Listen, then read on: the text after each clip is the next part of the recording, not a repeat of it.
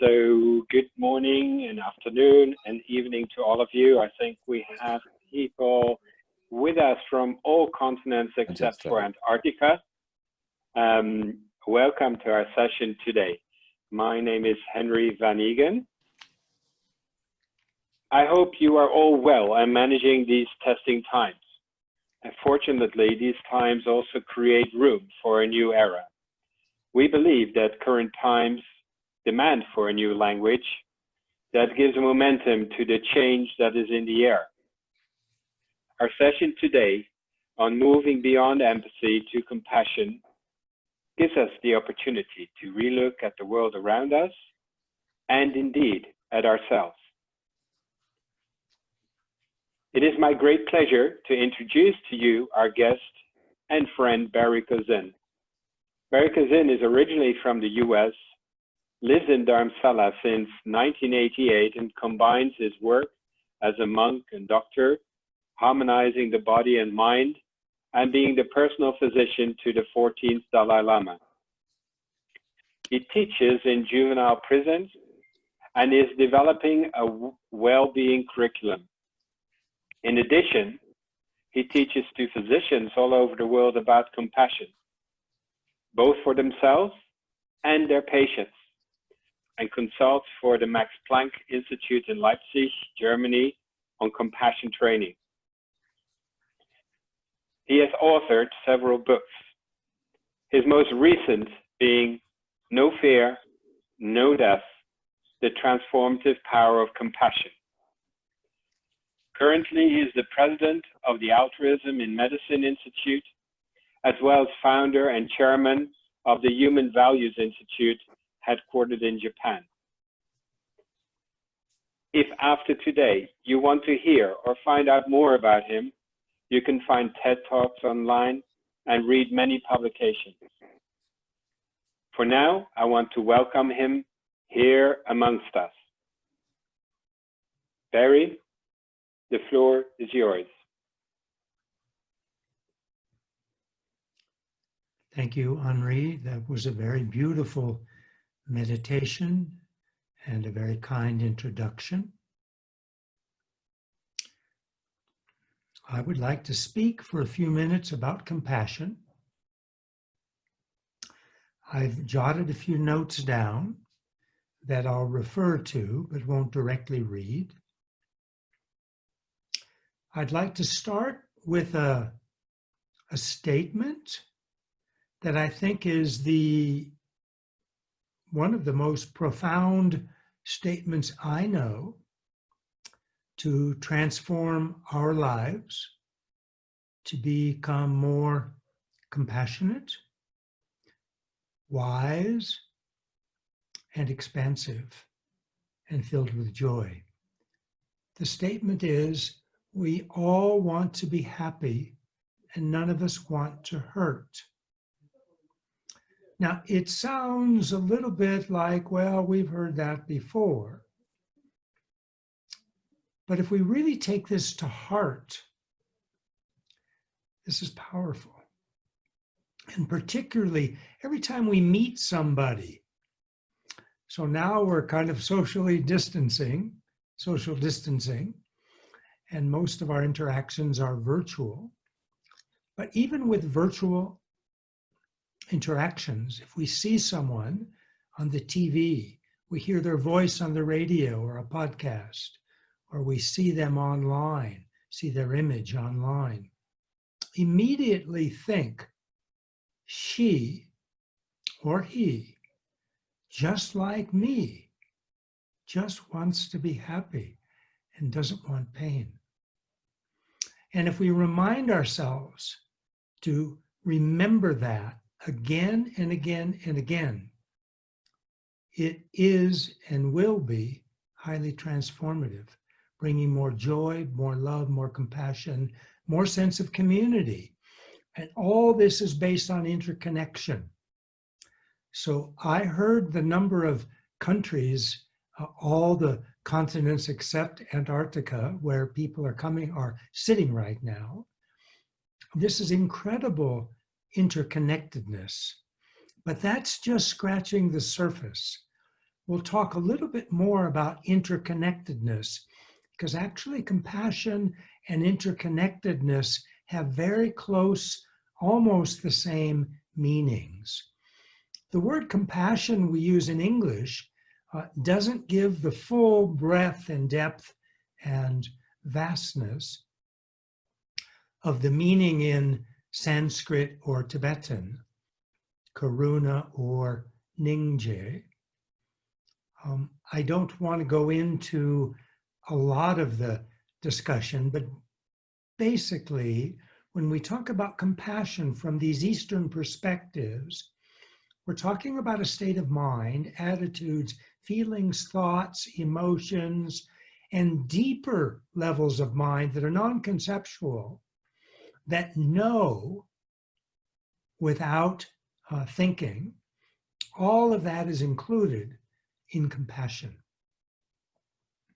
So the topic is moving beyond empathy to compassion. So let me say a few words about empathy and why we talk about moving beyond empathy. Empathy means really stepping in the other person's shoes.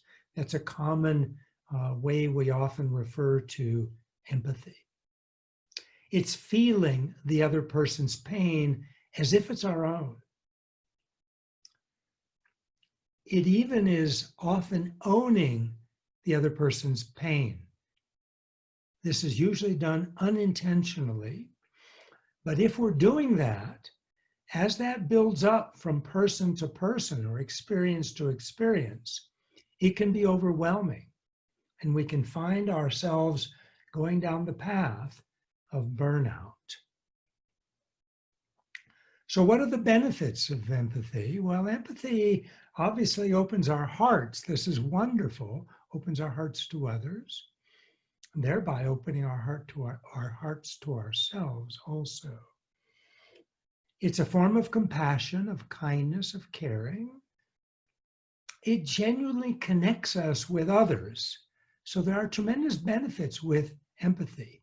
Yet, what are the pitfalls with empathy? Empathy brings us too close to the other person. Empathy makes us often too emotional.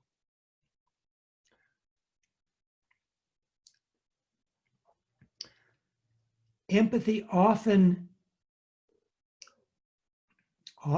unintentionally moves us to own or adopt, take on the other person's pain. And when this builds and builds and builds, it often leads to burnout. What this means is social withdrawal, not just lockdown or social distancing or self-quarantine because of the coronavirus pandemic, but also feeling withdrawn. It also leads to a loss of interest in our work life, our personal life, our hobbies, our interests. And this then can lead to increasing our alcohol or substance use and possibly abuse, leading to depression and possibly even self-harm. So these things have been associated with empathy, and these are the reasons why we want to be more effective with others and ourselves, protect ourselves. That's why we want to move to compassion. Now, these movements towards burnout are common actually in professions such as healthcare, education, social work, law enforcement, etc. So we teach often in context of these groups and others to move beyond empathy. Empathy is not a bad thing, but we want to even perform better and protect ourselves better to compassion. So what is compassion? Compassion is the wish, and when we can actually do something, the action, to reduce or even eventually eliminate pain or suffering. That's compassion.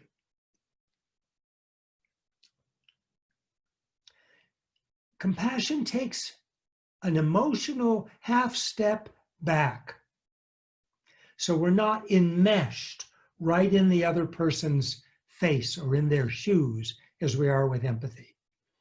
And this is helpful because it gives us more perspective on the situation. It allows our cognitive mind, our thinking mind, to also engage. We still keep our heart open. We still feel the other person's pain, but we're not enmeshed. We're not too close.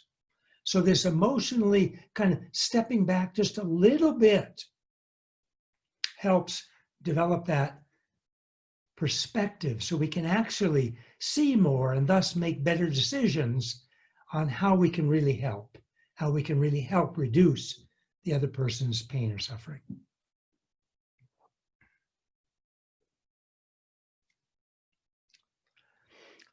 We have a feeling of being interconnected. We have a feeling that in many ways, I could be the other person that's suffering right now. It just so happens that at this point in time and in this set of circumstances, it's the other person that's suffering. But it could very easily at a different time, different set of circumstances be me. So that brings us closer. That also brings us more interconnected, makes us more interconnected. Now, I suspect that many of you are open to the possibility of many lifetimes, of reincarnation. Now, there probably aren't many people that really fully believe that, maybe some, but I suspect that many of you are open to the possibility. If you are, then this following method of developing compassion can be very useful. And it goes like this. We kind of think in this way. Each lifetime I've had a mother.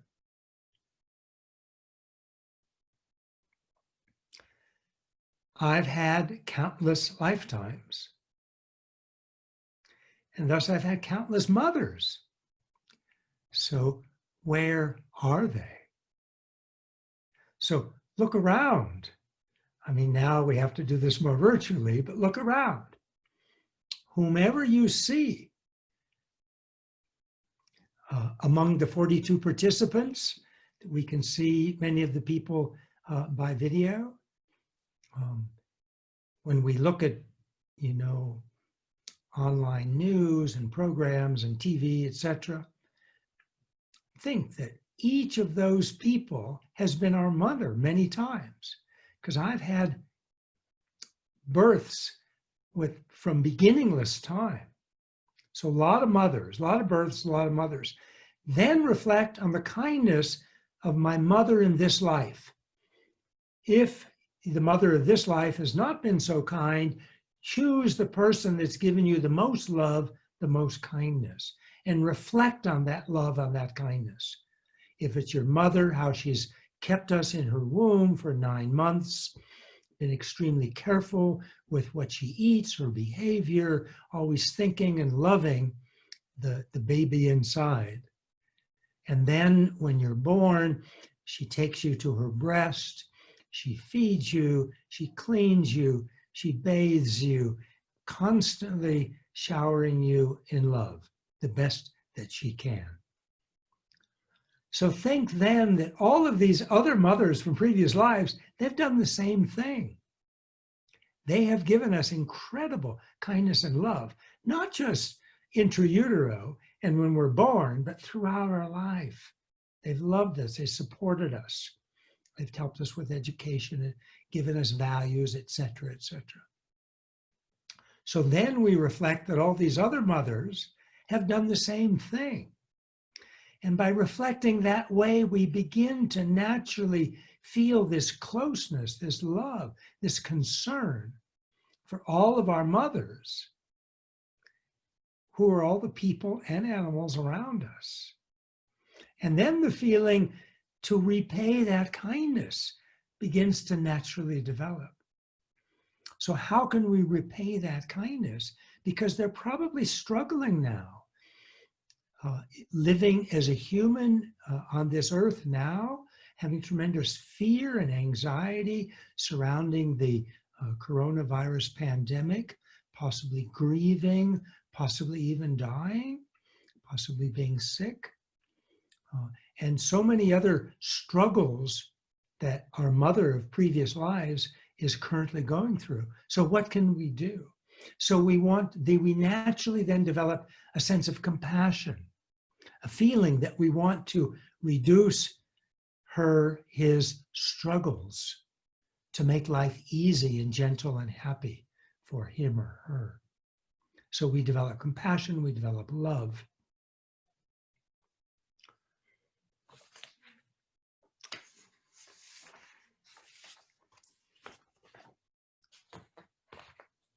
If you were to see my room, other than what you can see on the video, it would be a hodgepodge. So I've kind of cleaned it up a little bit. I live in fairly primitive environment. I literally have 2 rooms and a bathroom. That's it. And the rooms were built in the 1960s, early 60s. My walls are probably almost a meter thick, maybe 80 centimeters. And my walls, you can't see them very well, but everything is cracking and, but I live in a very blessed environment in the compound with His Holiness the Dalai Lama. So that was a little bit of a digression. Let me finish soon because we want to go into our small group discussions. The benefits of compassion are starting to become clear. The other person feels cared for. We feel good emotionally, psychically. We feel good and well physically.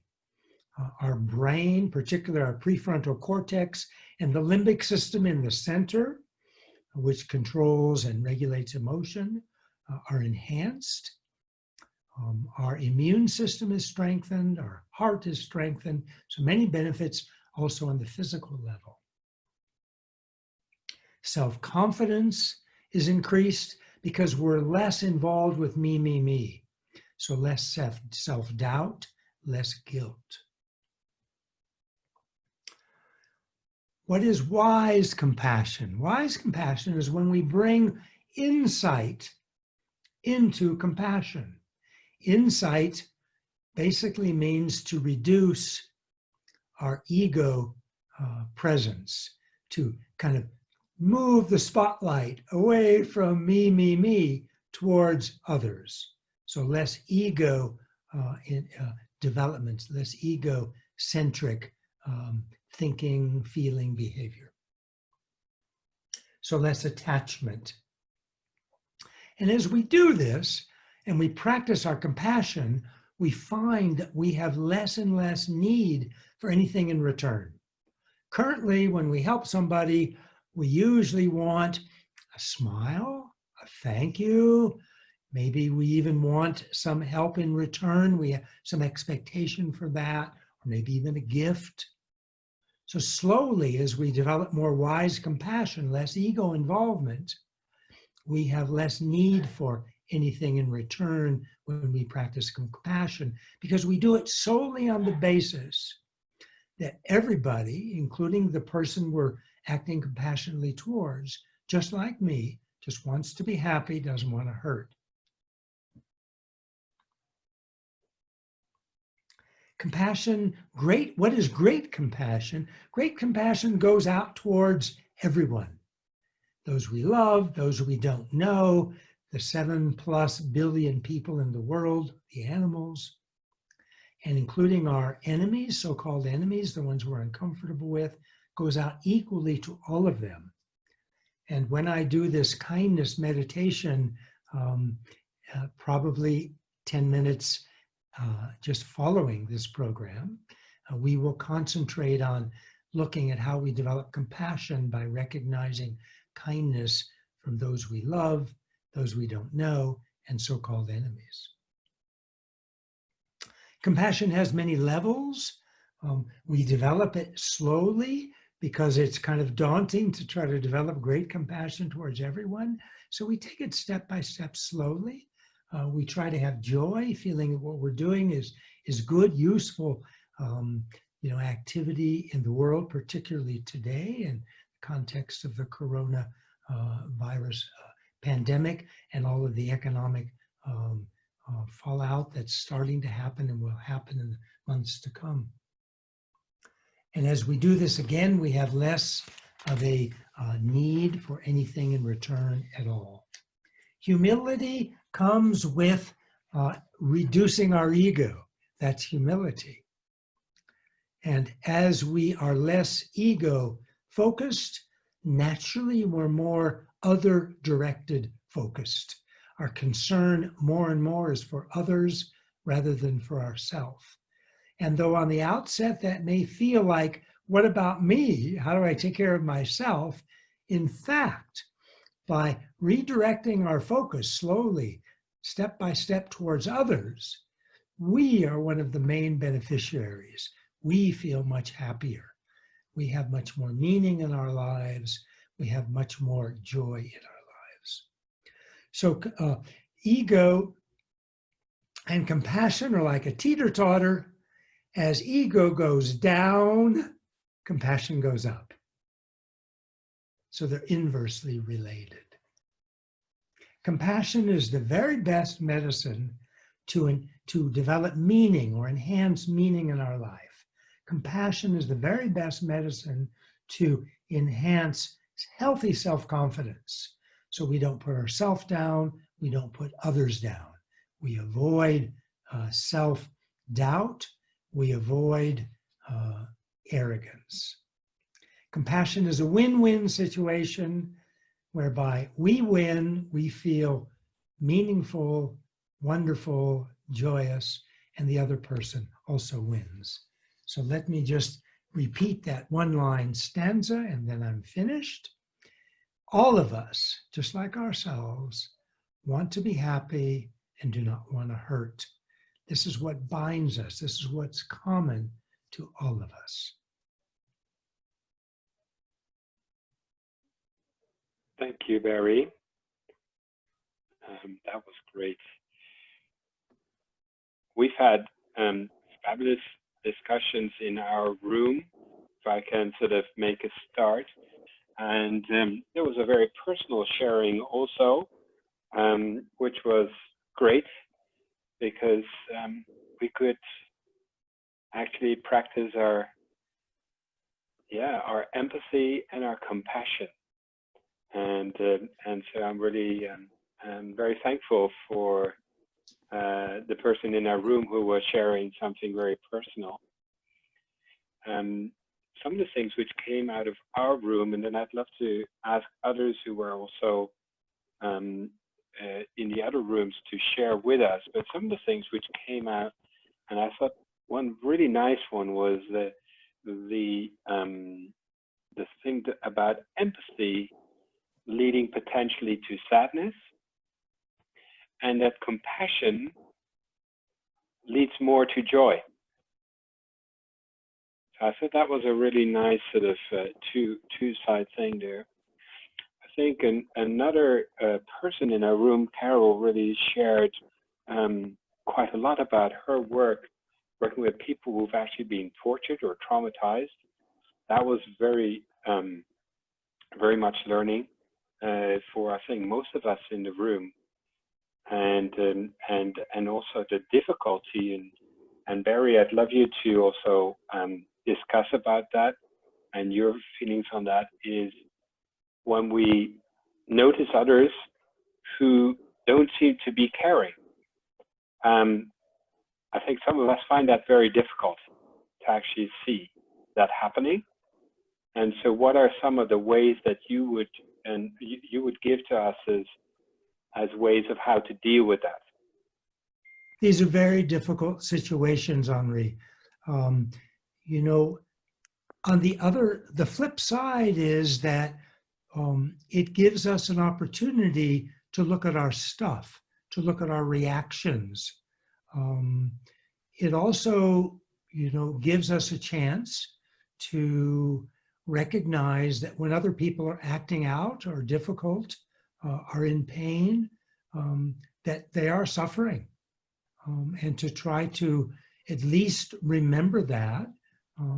We're not going to transform ourselves to be totally compassionate in these situations overnight. These are very difficult.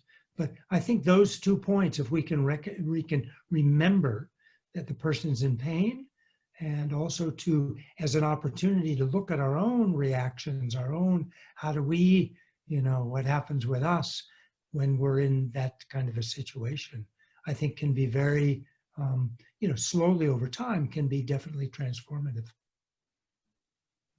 I'm getting a few messages from the other room, and maybe Barry, you could reflect on it. And if somebody would like to contribute, please do feel free. One of the things which comes out of one of the rooms, that meditation and practicing gratitude as a way to move from empathy to compassion. So that was one finding. And the second one was that empathy can be like coming in as a savior, while compassion is like coming in as a partner. What's the last word, Henri? Partner, to come in as Thank a you. partner. So compassion is like coming in as a partner rather than a savior. Mm-hmm. Then the third one seems like empathy is closely related to ego. I think you talked and alluded on that a little bit already. As you feel the person's pain, while compassion is about wishing them not to suffer. And then there's a question, how can we be empathetic without suffering ourselves? And maybe you can relate to that. I think we also have to cut some slack for ourselves. I think if we expect that we can solve all situations all the time, it's highly unrealistic. Even the great beings of the past, couldn't do that. So I think we have to cut ourselves some slack. I think we also have to recognize that we're going to make mistakes. I make tons of mistakes. And to try to be reasonably okay with that, not necessarily complacent, try to learn and move on. Often we repeat the same mistakes, but, try not to beat ourselves up, I think is very important. I think modeling is very important. So I try, and sometimes I'm successful, other times I'm not, but I try to not enmesh. And one of the ways I do it, there are a number of ways. One of the ways is I avoid triangulation relationships.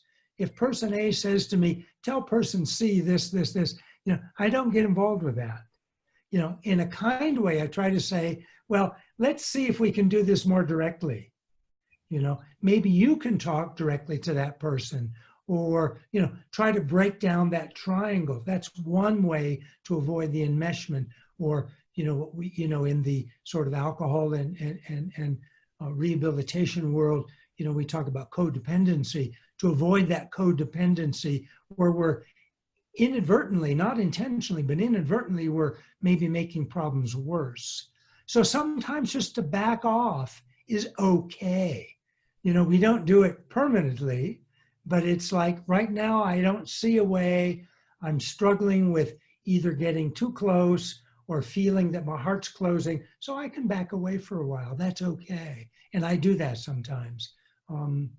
And then, as I mentioned, modeling, I think that's powerful because people observe very clearly what we're doing, what we're saying. They may not tell us, we may not notice that, but they do. And so to try to model, a better way to be less needy, less fearful, less anxious, I think can also be very helpful for people, even though you may not see the results of that. I have an interesting one. We sort of related empathy and the ego, and one of the questions which has come up is that can empathy also be a lack of ego by not taking good care of yourself? Which is sort of, it seems almost like it's the opposite, but maybe it's not quite the opposite because most things are circular. And then another from one of the other rooms was really on the how. is how to practice and share experiences or using the arts and starting with yourself every day with intention and thought meditation. And then a third one is the need to cultivate bodily awareness as a way for being good in compassion. So own bodily awareness. So let me, one by one, Henri, if I may, ego lack of ego or less ego connected with empathy. It depends what we mean by ego. In Western psychology, we would probably say something like that. From an Eastern perspective, any kind of me focus is actually ego. Even if that me is putting myself down, is doubting myself, is having negative judgment towards myself. So from that perspective, I would say that, when we think that there's less ego associated with empathy, maybe it would be more ego or not more, it would still be ego because it's still self-focus. On the second, remind me again, the second question was? That was about practicing and sharing experiencing and using arts and then starting with yourself every day with the intention and thought meditation. Yes, I think that's fabulous. I try to set my intention for the day in the morning when I wake up. I literally sit up in bed before I get out of bed, and I go through a little, to try to, inspire myself to be compassionate. I try to do the same thing with wisdom to break down the ego a little bit and use that as setting my motivation for the day. If one wants to combine that with different forms of the arts, I think that's beautiful. So I think setting an intention at the beginning of the day towards less ego and compassion is wonderful to do. And then the third question, refresh my memory again, Henri, sorry. The third one was about creating bodily awareness. Yes. And the relationship to compassion. Yes, I don't think it's absolutely necessary. I think if you find that it's helpful, by all means, use it. One way that it just came up for me is as we do a bodily reflection or a scan or an awareness, if we notice problems, which sometimes we do, maybe pain or a discomfort or something like that, then that we can use to then recognize that others are also having that backache or that headache or that, that tension in the muscles of the neck or the jaw, and use that then to develop our compassion by reflecting that towards others. I think that's very valuable. We can do that not only with body reflections or scan, but emotional and cognitive scans. When we find this or that is causing us difficulty, then we can also remember that there's another billion or several billion people in the world that are also having that same difficulty, and that shifts the energy towards others, towards concern for others, and towards compassion. Right. I have a few more questions. One is really, could you say a few words about self-compassion? Mm-hmm. And then there are two other ones. One is the role of judgment, and that role that judgment plays in empathy and compassion was very much discussed, both in judgment of ourselves and in the judgment of others. And I alluded to that a little bit. And the third one is your point on burnout resonated deeply with a whole number of participants, as we are all empaths on the call that we have felt the overwhelming need to fix the world one way or another. So good. And I'll remind you as we go through the three questions. All right. Try to put little metal tags. Let's see if I can do that. Self-compassion is incredibly important. If we can't take good care of ourselves, it's much harder to take good care of others.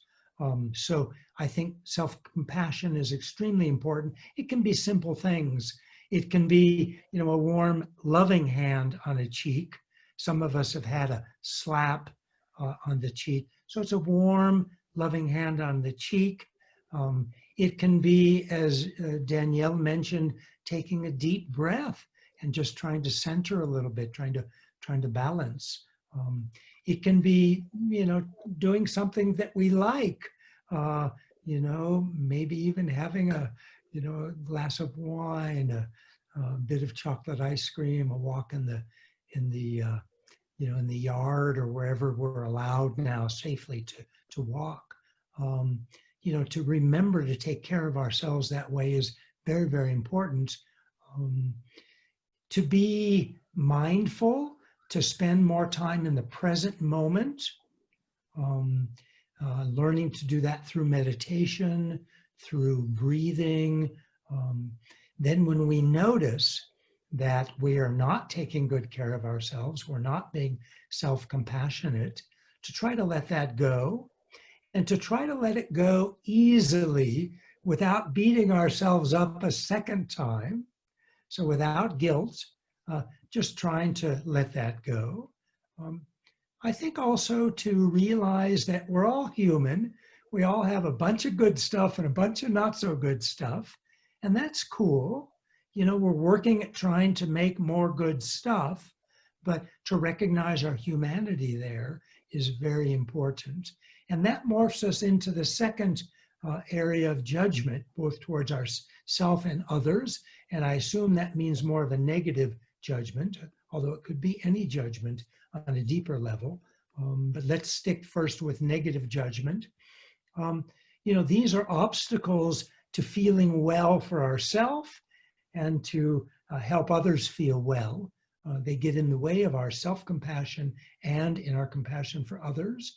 But again, not to have guilt around having negative judgment, because we all have it, but to recognize it, and in one way to rejoice or embrace the recognition of negative judgment. Oh, I'm moving along the path nicely. I've recognized that there's some negative judgment here.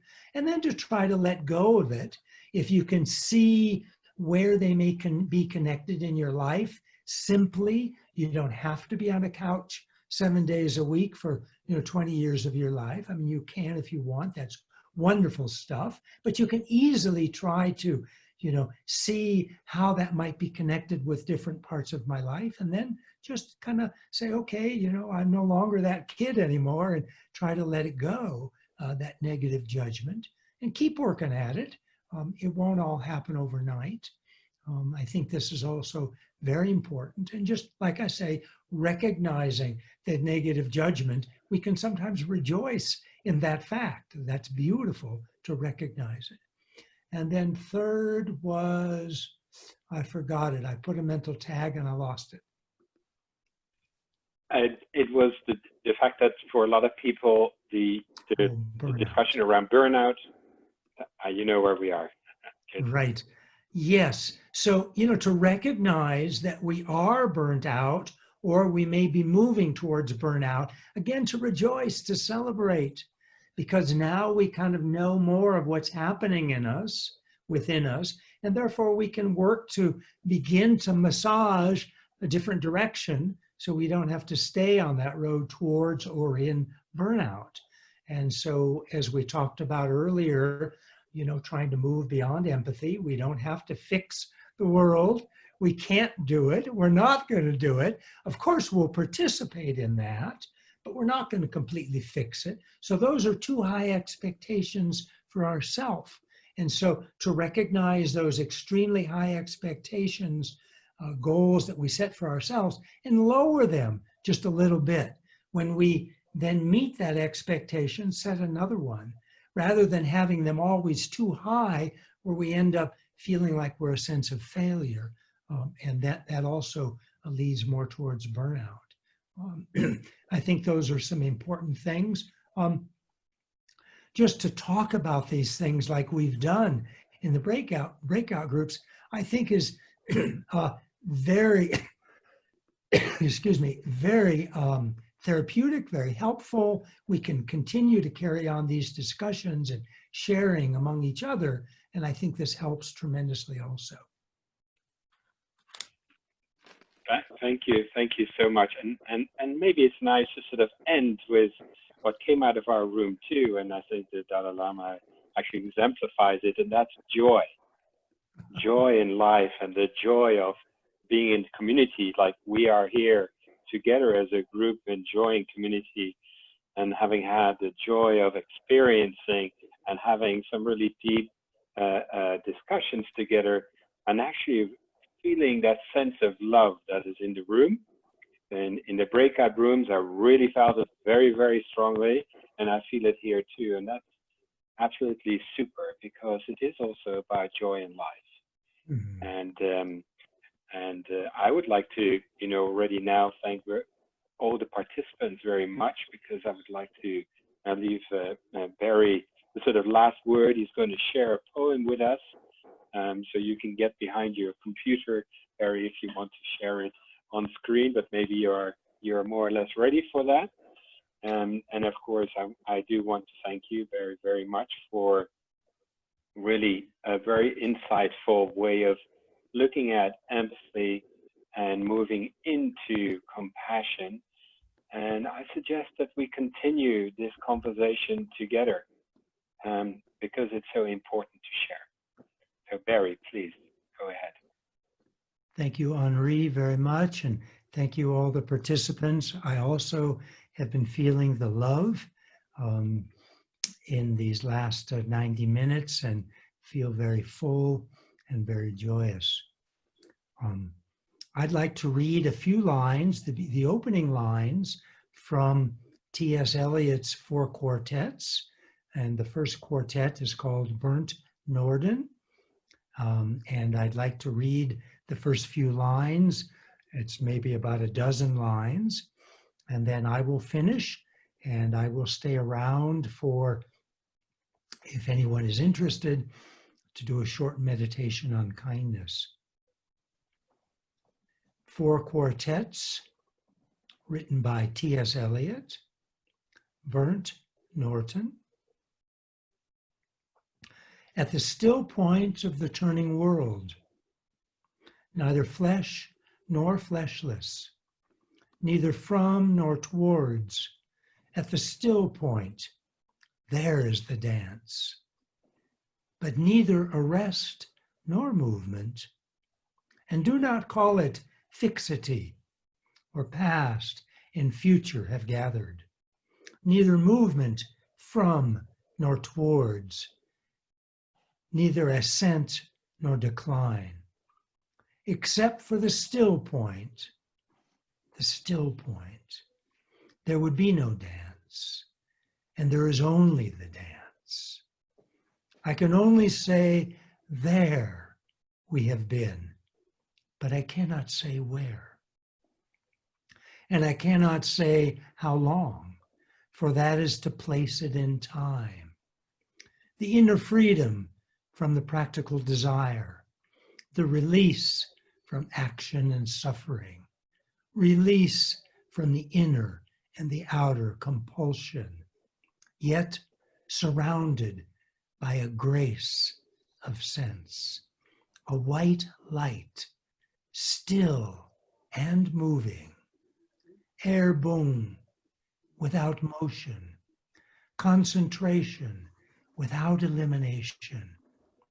Both a new world and the old made explicit, understood in the completion of its partial ecstasy.